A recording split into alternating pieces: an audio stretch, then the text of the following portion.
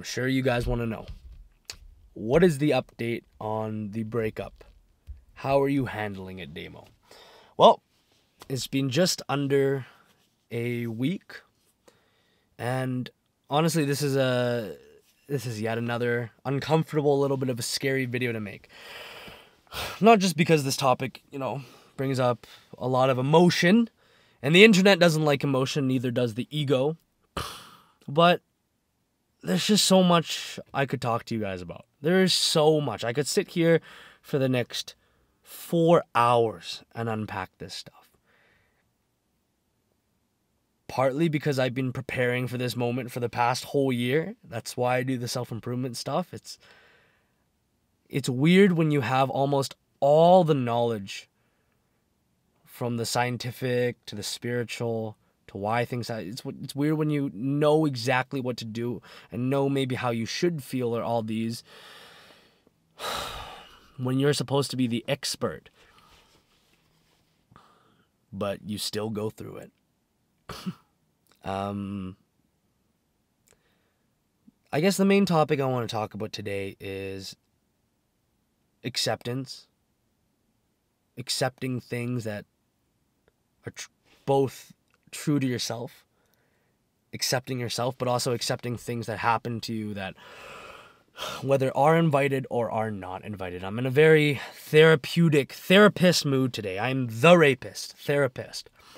And speaking of that, welcome back to Illegal Therapy with Damo, where I just talk about topics that are just currently going on in my life, like right now, or stuff that I'm interested in.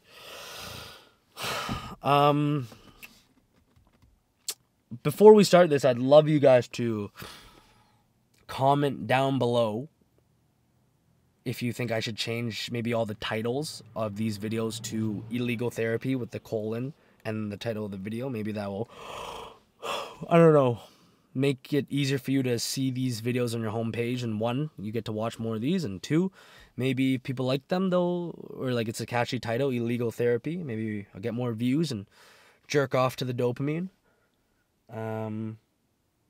Yeah, I think it's because I saw some comments from you guys, and this video I made a while ago, but they're posted not out of order, but they're really backlogged because I want to make sure I can actually upload consistently, so it's every second day, blah blah blah. I saw a lot of comments when I posted the video where it was like 4 minutes and 5 seconds only, and I was trying to do a challenge of how fast I can get through the topic, and you guys hated it as much as I did, which is great. I love that. I love that you guys are cool to bear with me through 20 to 30 minutes of my fucking stupid, retarded brain. And there we go. We just lost all the libtards. Only the real ones stayed after I just canceled myself there.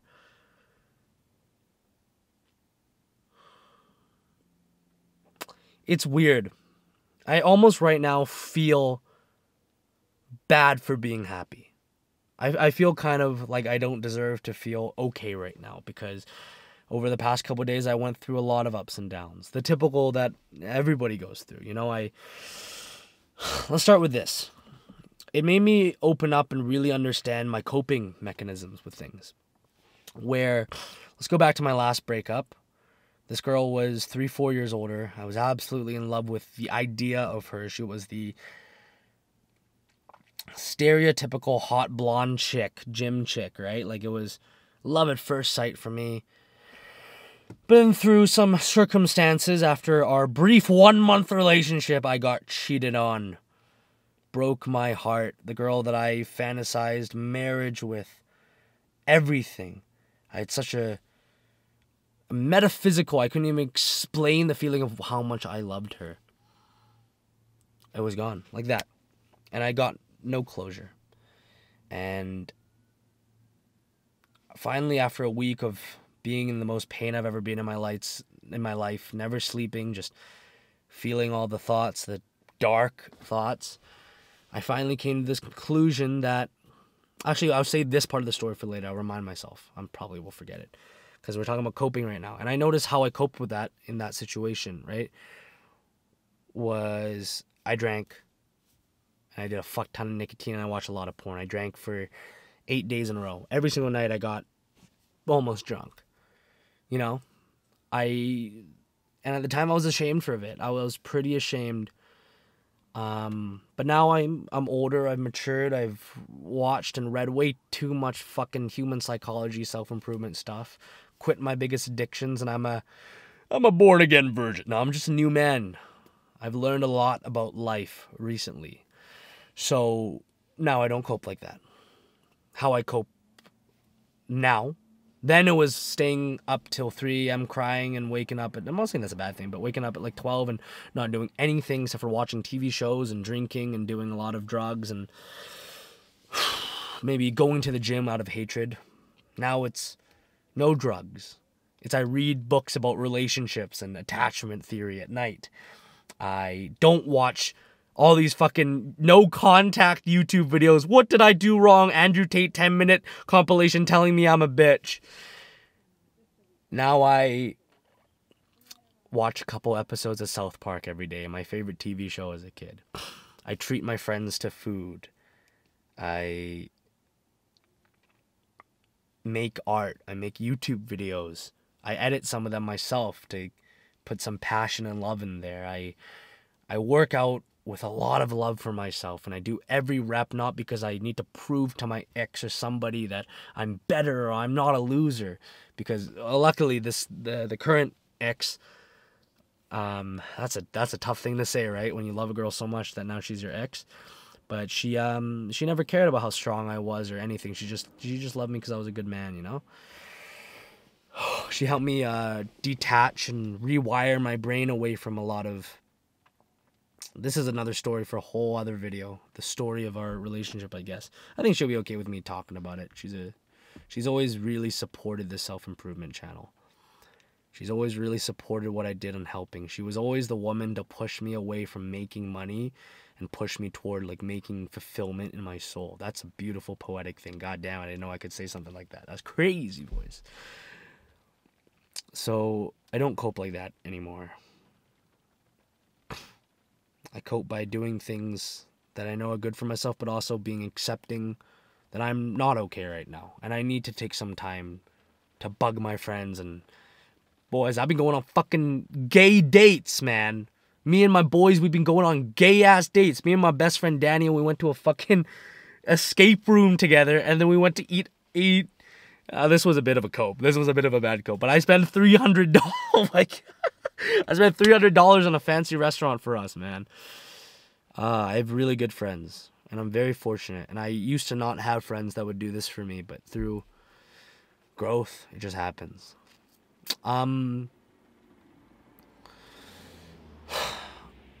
It's a lot easier to cope in a tough way. One of my first instincts was I wanted to go back and watch some porn. I wanted to pick up the Nick stick. I wanted to hate my ex, my current one. I wanted to hate her, but she's a lucky woman that she's a good woman, because I couldn't do it. But I wanted to default to these.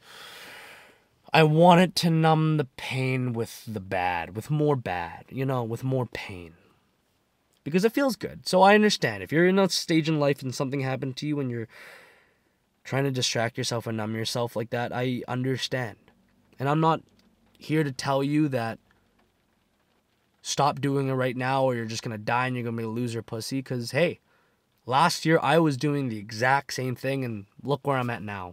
Best mental state, well, yeah, no, I'll say probably the mentally healthiest I've ever been in my life. You can be mentally healthy and go through some shit for sure, boys. Where am I trying to go with this?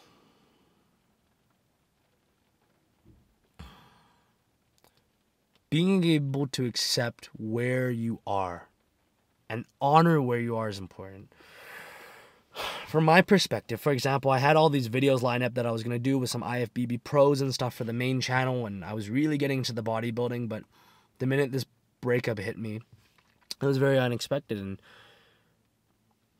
I realized all I wanted to do work-wise was make videos that honor the moment. And that's something I wish I did last year. I remember last year, maybe because I was younger or whatever, and this girl never gave me any closure, and she wasn't very kind to me like my current ex is. She never loved me. My current ex, I would say, still loves me a lot, as at least like a person. So she honors a lot for me, and she's able to help me get through it, actually. But my previous ex, just, I have to accept now that she wasn't in that stage of life where she was willing to help me get closure or accept whatever. But anyways, it was hard watching that girl, the last girl. We gotta give these chicks names, man. It's hard to, right? To watch last year's ex, 2 years ago, fucking not talk to me, block me on everything, and then the minute she unblocks me the next week is she's on the trip that we were supposed to go on with another guy. And I was enraged, I was angry, I was sad, and I was so ashamed of who I was. I would be driving, walking, sleeping, eating, and I would have these fucking gut punches thinking about the memories. When I think about the memories now, it still hits a little bit, but, and I'd be lying if I said it didn't hurt, but I'm very grateful for them. I look back and I go, thank you. I go, thank you for this. Last year, I look back at those memories and I go, fuck you.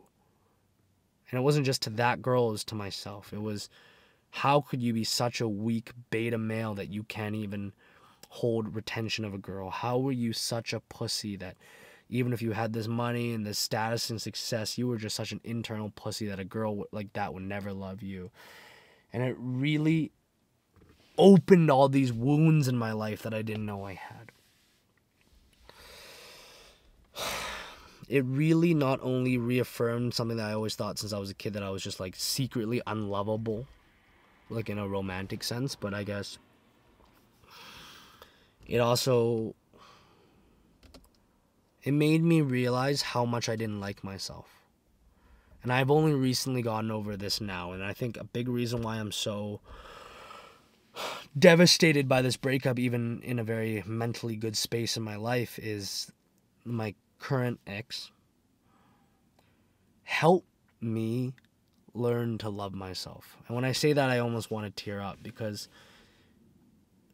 she never had the requirement or the need or the right to do that, right?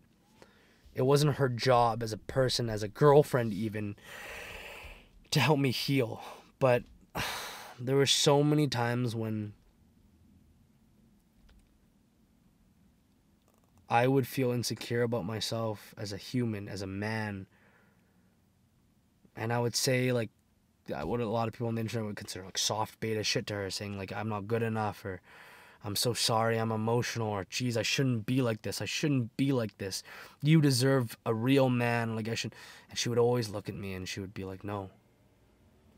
She's like, you got it all wrong. She's like, men are supposed to be emotional, they're supposed to be that, like, that's not what makes you, no.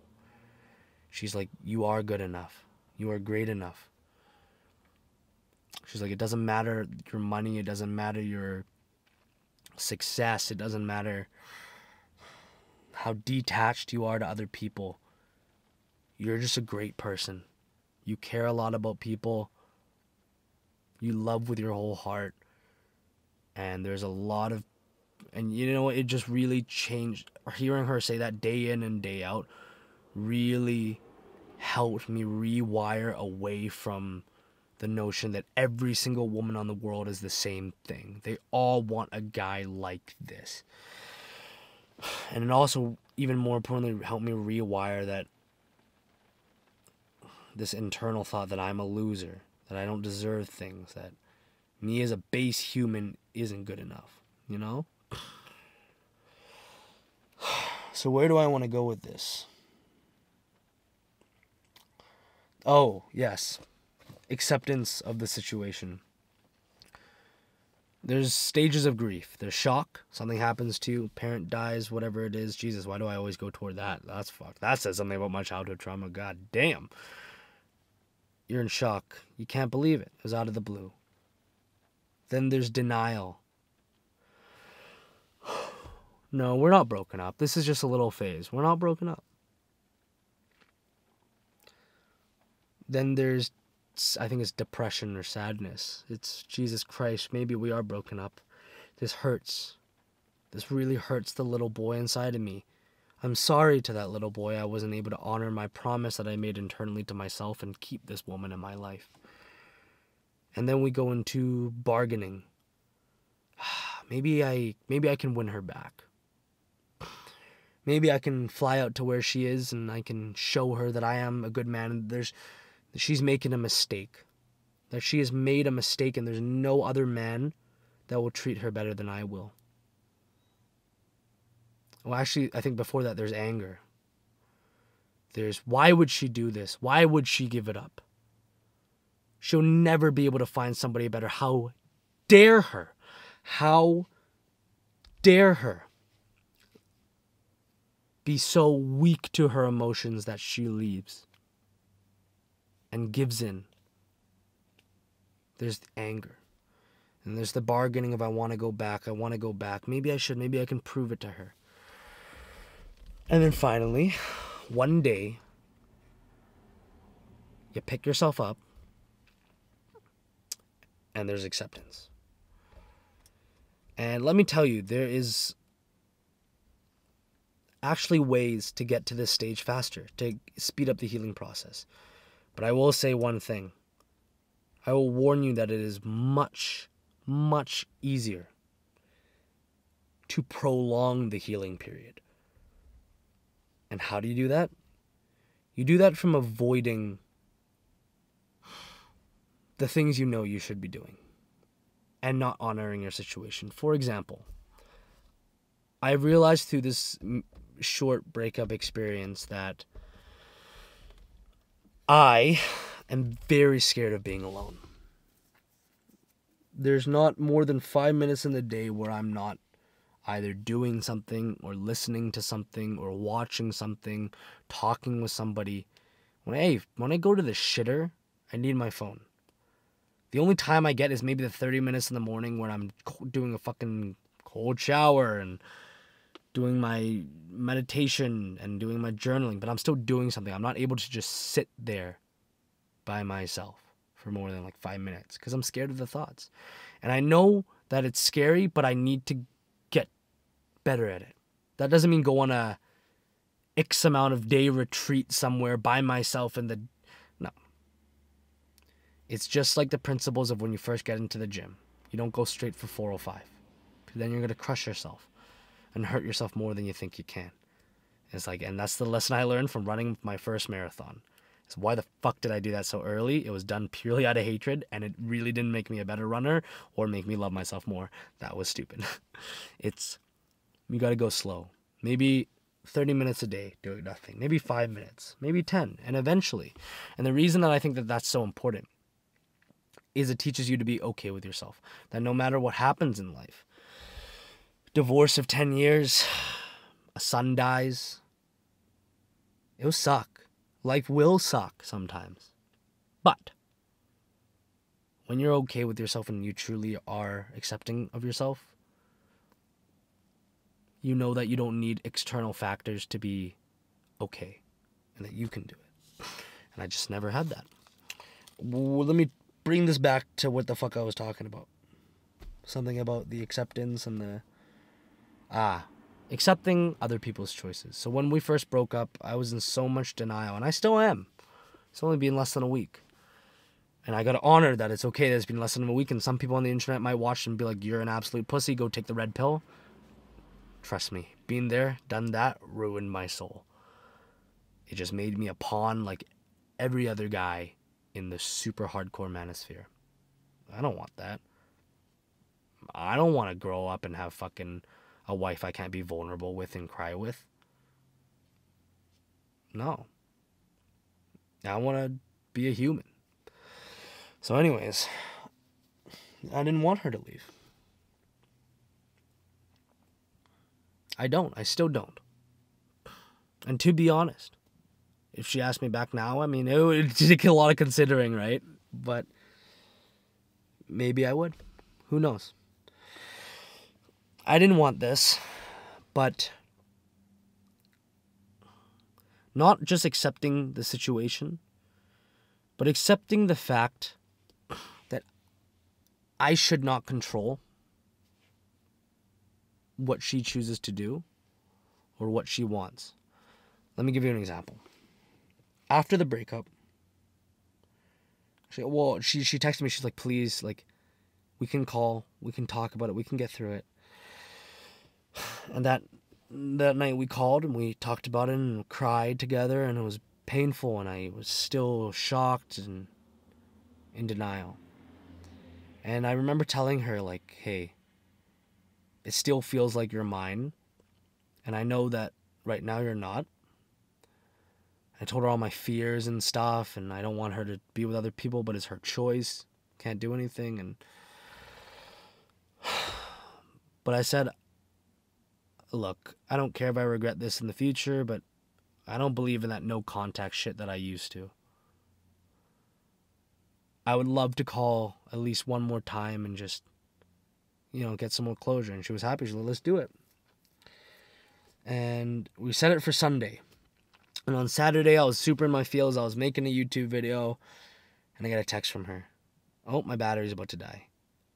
Okay. Maybe we'll switch to my phone and put these videos together. 3, 2, 1. All right, on the phone. And on the Saturday, she texted me saying, like, hey, do you want to call now? I have some free time. And my first instinct is, oh my God, she wants me back. Oh my God, she couldn't even wait till tomorrow. She must. Like, honestly, like, I know this girl, like, that's probably not it, bro. She's a very sure of herself, secure human being. And my first instinct was, let's ghost her. Let's do what that last girl did to me. Let's ghost this girl and make her feel the pain of losing me. Because to an extent, she's probably also reaching out early because she wants a little closure too. Because everyone's human. Let's lie and say, I don't have time to call right now, and make her feel alone.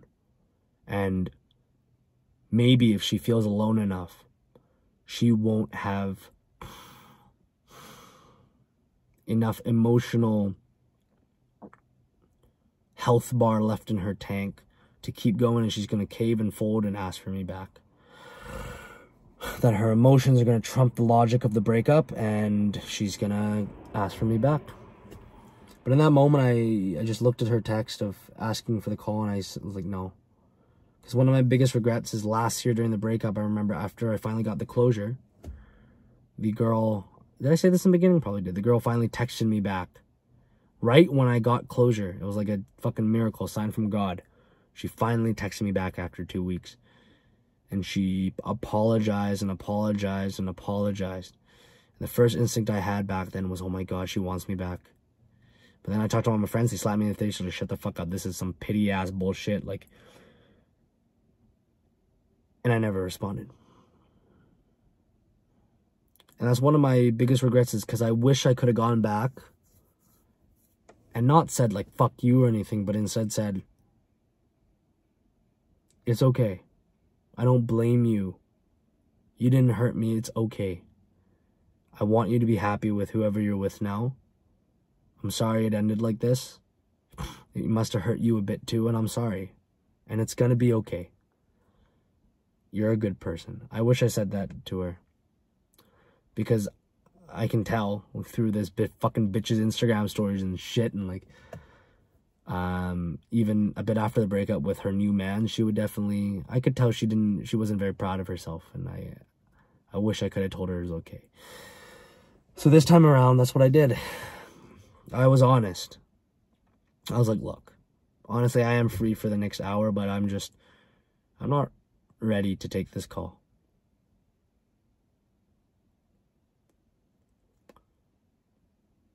I almost said I was thinking about ghosting you and stuff, but like, I'm not ready.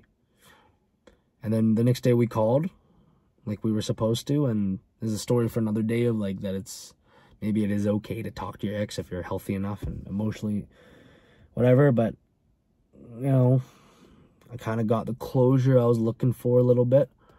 And in that conversation, the biggest takeaway I learned is I'm happy I'm choosing not to try to manipulate or control her, because the thoughts were there. I was like, wow, I could say this thing, maybe that will make her get back, or I could do this thing. And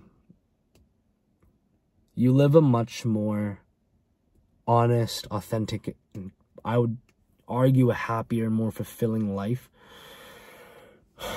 when you don't choose to control. Because what happens if I did control it? What happens if I did put on all these moves that I learned from every fucking no contact video on YouTube and every red pillar, and we did get back together? And it wasn't fully her choice. Maybe we get back together, it wasn't fully her choice, and for the rest of our relationship, she secretly resents it, or I secretly resent it.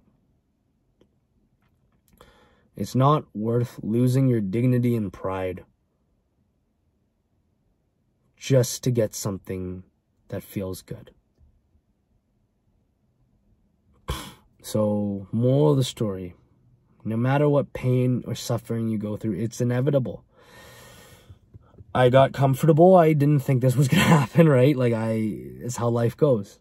Even at the times of your highest, when you least expect it, sometimes life throws something at you. But there's only one rule. And it's to accept what is happening.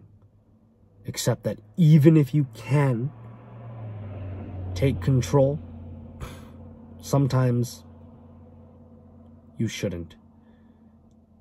But the only thing you can do is act out of honesty toward yourself and out of dignity and out of pride.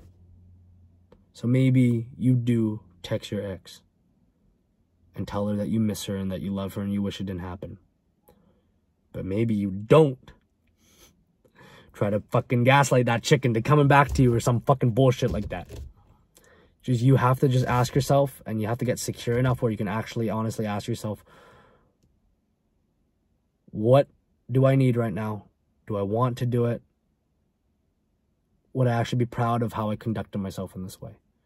And if you fuck up, you fuck up. And later in life, you'll look back and you'll probably laugh. All right. That's all the mental energy I have for this. Maybe next time you'll see me crying like a little bitch again. Yeah, I love you boys.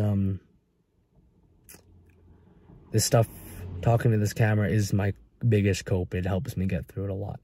But I believe if you act with that dignity and integrity and respect and that honesty toward yourself, you will have the best things that can come toward you. Because take it from somebody who's completely changed their life and probably gone through, I'm sucking myself off right now, but like 15 years of mental growth as a guy in a year. This hurt shit is good. Just make yourself proud. Okay. Although I'm scared to hang up the camera and lose this with the people watching and feel alone again driving home. We both have to go. Both have to go get better. Love you, boys. Mwah!